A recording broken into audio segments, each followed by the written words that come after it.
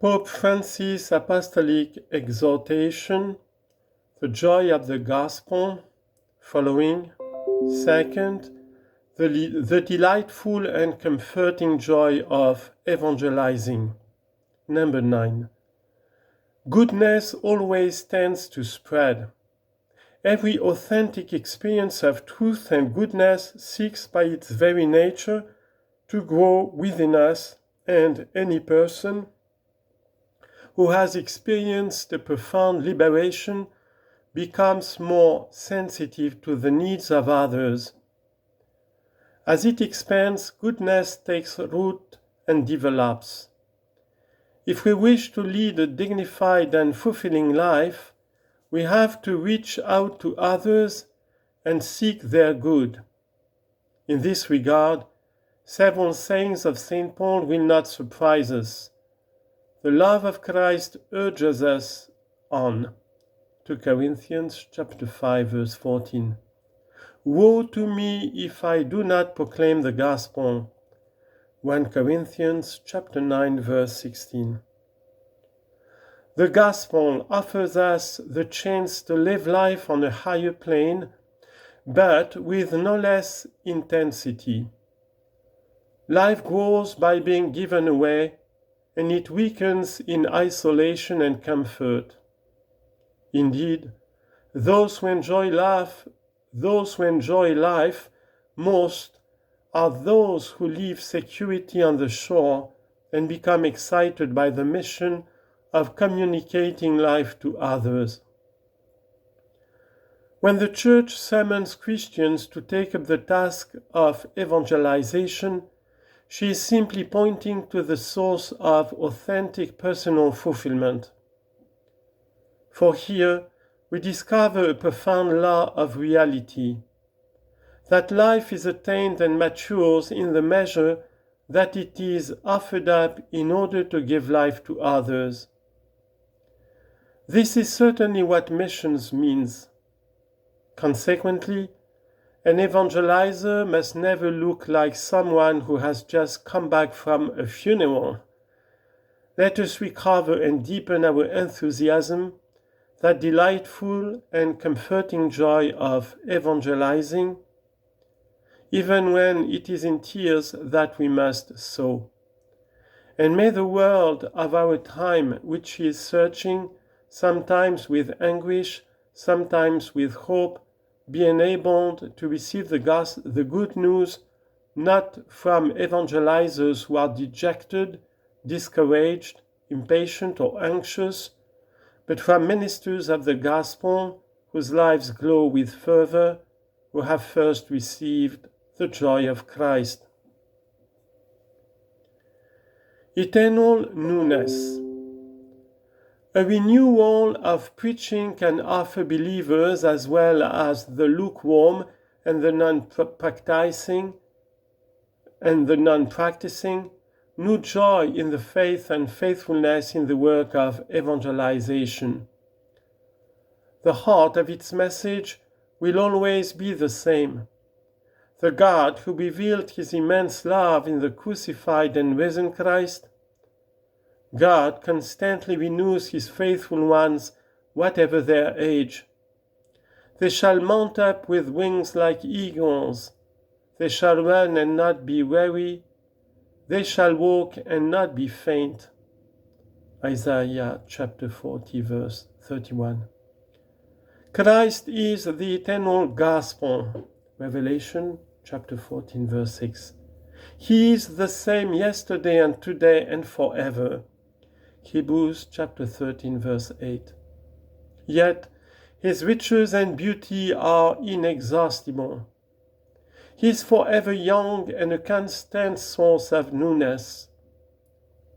The Church never fails to be amazed at the depth of the riches and wisdom and knowledge of God. Romans chapter 11, verse 33. St. John of the Cross says that the thicket of God's wisdom and knowledge is so deep and so broad that the soul, however much it has come to know of it, can always penetrate deeper within it. Or, as St. Irenaeus writes, By his coming, Christ brought with him all newness. With this newness, he is always able to renew our lives and our communities, and even if the Christian message has known periods of darkness and ecclesial weakness, it will never grow old. Jesus can also break through the dull categories with which we would enclose him, and he constantly amazes us by his divine creativity. Whenever we make the effort to return to the source and to recover the original freshness of the gospel, new avenues arise, new paths of creativity open up, with different forms of expression, more eloquent signs and words with new meaning for today's world.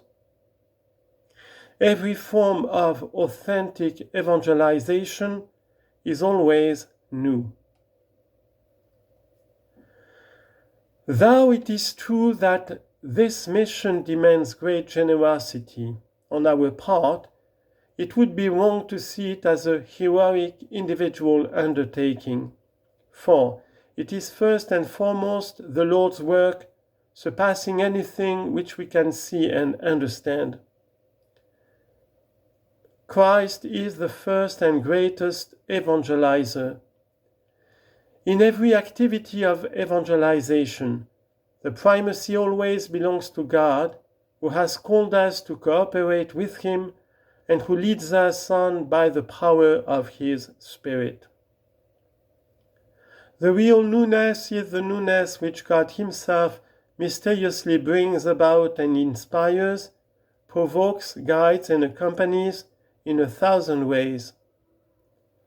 The life of the Church should always reveal clearly that God takes the initiative, that he has loved us first. 1 John chapter 4, verse 19. And that he alone gives the growth. 1 Corinthians chapter 3, verse 7.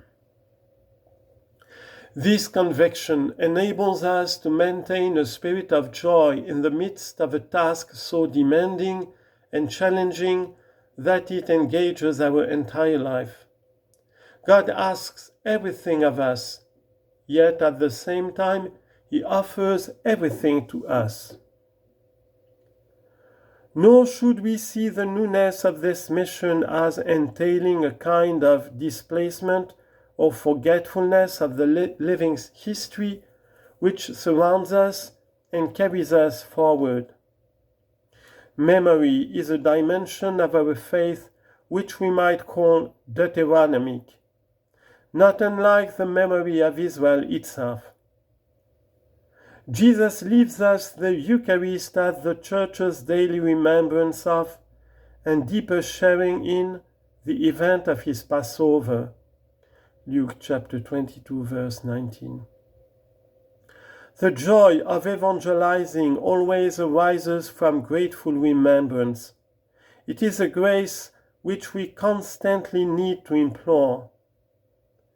The apostles never forgot the moment when Jesus touched their hearts. It was about 4 o'clock in the afternoon.